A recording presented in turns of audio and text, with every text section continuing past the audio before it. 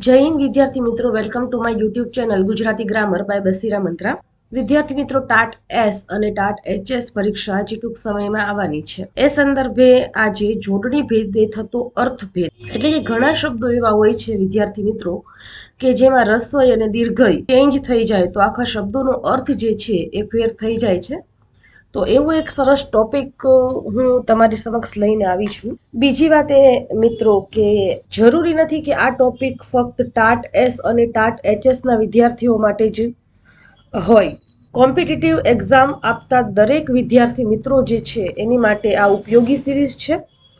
માટે એ દરેક વિદ્યાર્થી મિત્રો સાથે આ વિડીયોને શેર કરજો જેઓ કોઈને કોઈ પરીક્ષાની તૈયારી કરે છે. કેમ કે આ શબ્દો જે છે, આ જોડણી ભેદે થતો અર્થભેદ જે છે એ દરેક પરીક્ષામાં પૂછાવાની પૂરેપૂરી સંભાવના હોય છે. અગાઉની ઘણી બધી પરીક્ષાઓમાં આવા શબ્દો પૂછાઈ પણ ગયા છે અને તમને ખૂબ જ ઉપયોગી બનશે.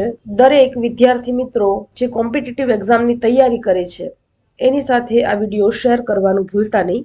તો ચાલો શરૂઆત કરીએ. અકસ્માત એટલે એકાએક અને અણધાર્યું, જ્યારે અકસ્માત એટલે અણધાર્યો બનાવ. વિદ્યાર્થી મિત્રો, ત જે છે એ ખોડો આવે એનો અર્થ એકાએક કે અણધાર્યું એવું થાય.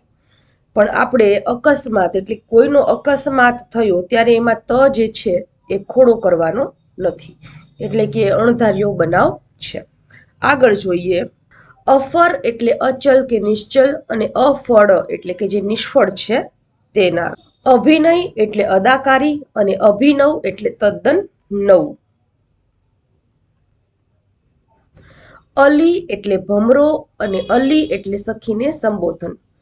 અલી રસ્વ આવે ત્યારે ભમરો આવે, પણ અલી જ્યારે દીર્ઘ આવે ત્યારે આપણે સખીને કહેતા હોય કે અલી આ લઈ લેતો. ઉદાહરણ તરીકે આપણે એમ કહીએ કે અલી આ લઈ લેતો, ત્યારે એમાં લ જે છે એ દીર્ઘ કરવાનો હોય છે.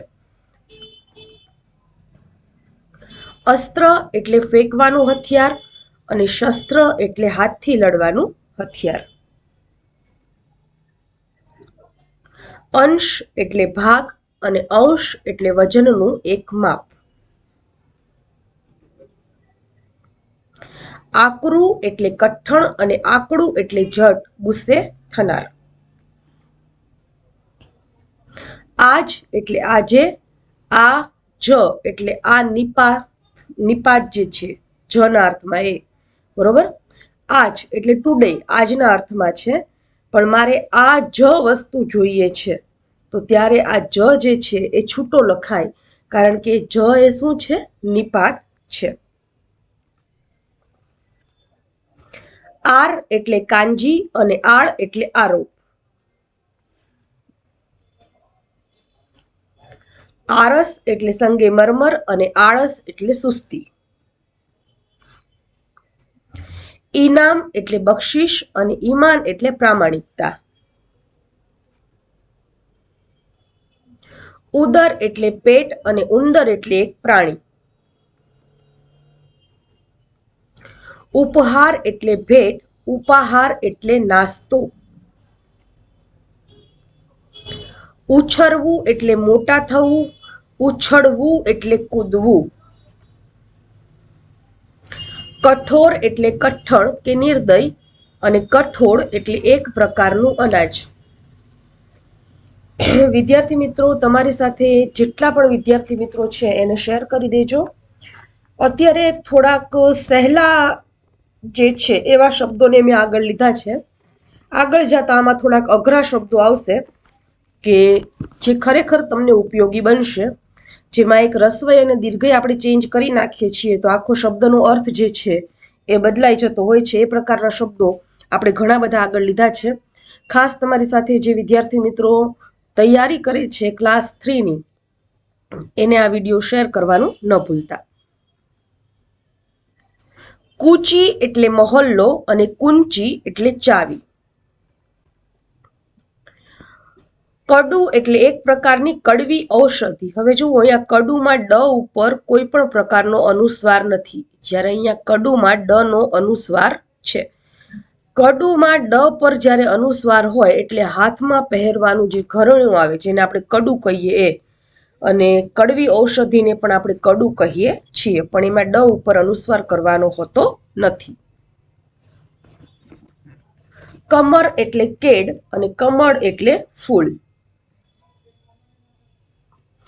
કેશ એટલે વાળ અને કેસ એટલે મુકદ્દમો. કેશ મીંડાવાળો શ આવે ત્યારે એનો અર્થ વાળ એવો થાય, પણ મુકદ્દમો જે અદાલતમાં કેસ ચાલતો હોય તો એમાં કેશ ન બોલાય, કેસ બોલાય. અને વાળના અર્થમાં કેસ ન બોલાય, કેશ બોલાય.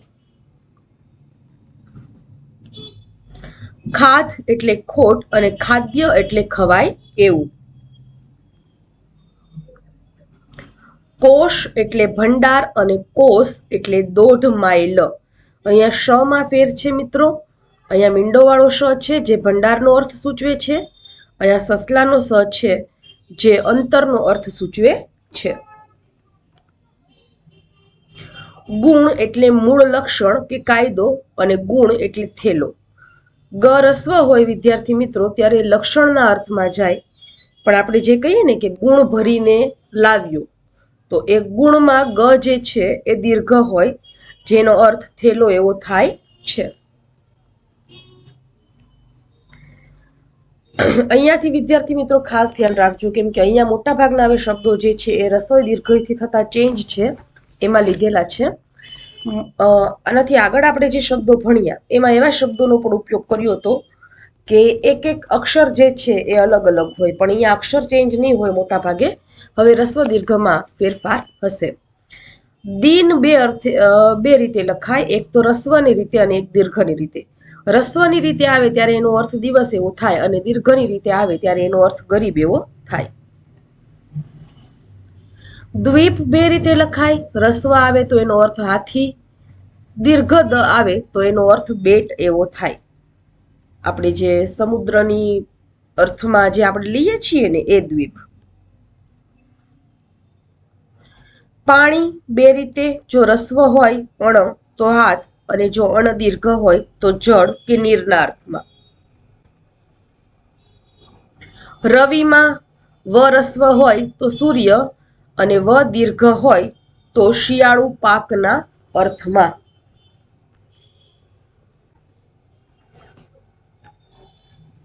પૂર બે રીતે, પ રસ્વ હોય તો શહેર, પ દીર્ઘ હોય તો રેલ. રેલનો અર્થ એવો થશે અહીંયા કે જે રેલો આવ્યો હોય ને એ, બરોબર.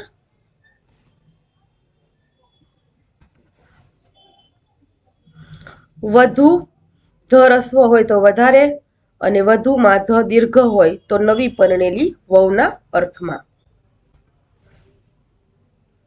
વીણ વ રસ્વ હોય તો વિના, તારા વિના આપણે એમ કહીએ ને એ તારા વીણા એટલે તારા વિના, તારા વીણ એમ. અને વીણ દીર્ઘ હોય તો પ્રસવ વેદના એના અર્થમાં આવે. સુર સ રસ્વ હોય તો દેવ, અને સુરમાં સ દીર્ઘ હોય તો સૂરજ અથવા અવાજ એવો અર્થ થાય. કુંજન ક રસ્વ અને એની ઉપર અનુસ્વાર એટલે ખરાબ માણસ, અને કુજન એટલે મધુર ગાન.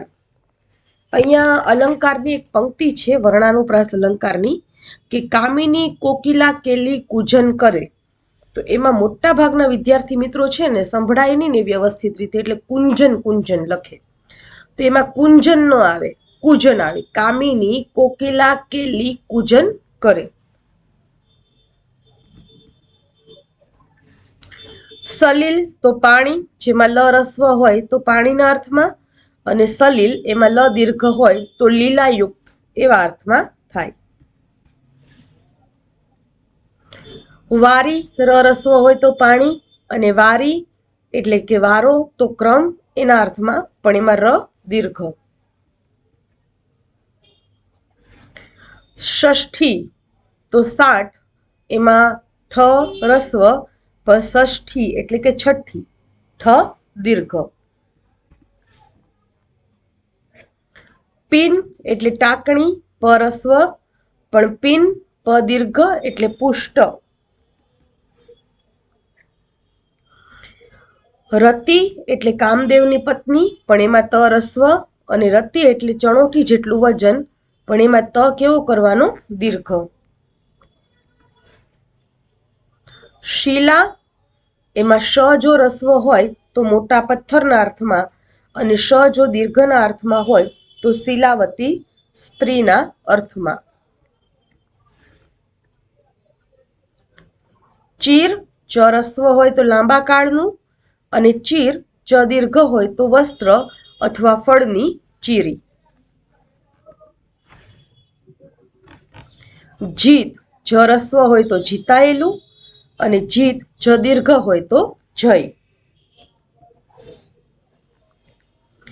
જીન જ રસ્વ હોય તો જૈન તીર્થંકરના અર્થમાં, અને જીન જ દીર્ઘ હોય તો એક પ્રકારનું ભૂત. અહીંયા શબ્દકોશમાં આ પ્રકારની સંજ્ઞાના અર્થમાં આ જવાબ આપેલું છે કે એક પ્રકારનું ભૂત. બરોબર, જીન એટલે અહીંયા આપણે એ અર્થને જ લઈશું. બાકી જીન એટલે આપણને બધાને લગભગ ખ્યાલ જ છે કે જીન એ કયા અર્થમાં આવે છે. જુઓ જ રસ્વ હોય તો દેખો, અને જુઓ જ દીર્ઘ હોય તો જૂનું શબ્દ છે એનું બહુવચન થાય. દારૂ એટલે દેવદારનું લાકડું, પણ જો ર રસ્વ હોય તો. અને દારૂ જે મદિરા એટલે કે શરાબના અર્થમાં આવે, જેને પીવાથી નશો થાય, તો એમાં ર જે છે કેવું આવશે? દીર્ઘ. રાશિમાં જો શ રસ્વ હોય તો ઢગલો કે ગ્રહ એવો અર્થ થાય, અને રાશિમાં જો શ દીર્ઘ હોય તો એનો અર્થ ખરાબ એવો થાય. સૂતમાં સ જો રસ્વ હોય તો એનો અર્થ પુત્ર, અને સૂતમાં જો સ દીર્ઘ હોય તો એનો અર્થ સારથી કે સૂતર એવો થાય. અંગુર એમાં ગ જો રસ્વ હોય તો રૂઝ અથવા નવી ત્વચા એવો થાય, અને અંગુરમાં ગ જો દીર્ઘ હોય તો એનો અર્થ દ્રાક્ષ એવો થાય. આહુતમાં હ જો રસ્વ હોય તો એનો અર્થ હોમાયેલું એવો થાય, અને આહુતમાં હ જો દીર્ઘ હોય તો એનો અર્થ બોલાવેલું થાય. સુરતી એમાં ત જો રસ્વ હોય તો એનો અર્થ આનંદ કે સુખ એવો થાય, અને સુરતીમાં ત જો દીર્ઘ હોય તો સુરતનું એવો એનો અર્થ થાય. ખચિતમાં ચ રસ્વ હોય તો જડેલું, અને ખચિતમાં ચ જો દીર્ઘ હોય તો એનો અર્થ ચોક્કસ એવો થાય. વસ્તીમાં ત રસ્વ હોય તો મૂત્રાશયના અર્થમાં, અને વસ્તીમાં ત જો દીર્ઘ હોય તો લોક સંખ્યાના અર્થમાં. અહીંયા વસ્તી જે છે બરોબર એ સ ઘણીવાર આખો હોય તો પણ એનો અર્થ લોક સંખ્યાના અર્થમાં જ થાય છે. શીતમાં સ રસ્વ હોય તો સફેદ, અને શીતમાં સ દીર્ઘ હોય તો કોષ એવો અર્થ થાય. મતીમાં ત રસ્વ હોય તો બુદ્ધિ, મતીમાં ત દીર્ઘ હોય તો બહુમતી. અવધિમાં ધ રસ્વ હોય તો નિશ્ચિત સમય, અને અવધિમાં ધ દીર્ઘ હોય તો અવધ ભાષા. પતિ ત રસ્વ હોય તો સ્વામી, અને પતિ એટલે કે ક્રિયા પૂરી થઈ જવી હોય એ. આપણે એમ કહીએ ને કે પતિ ગયું, તો એમાં ત જે છે એ દીર્ઘ કરવાનું, પણ આ ત જે છે રસ્વ વાળું એ સ્વામી એટલે કે હસબન્ડના અર્થમાં છે.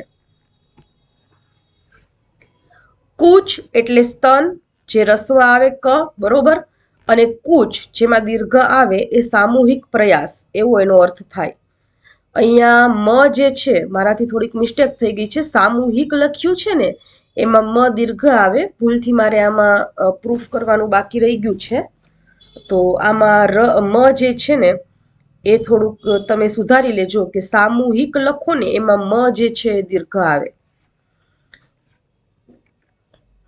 તો વિદ્યાર્થી મિત્રો, થેન્ક યુ, તમે મારી આ સિરીઝ સાથે જોડાઈને રહ્યા. વિડીયોને લાઇક કરજો, શેર કરજો, અને ચેનલને સબસ્ક્રાઇબ કરવાનું ન ભૂલતા. ક્લાસ 3ની તૈયારી કરતા દરેક વિદ્યાર્થી મિત્રો સાથે આ વિડીયો શેર કરજો.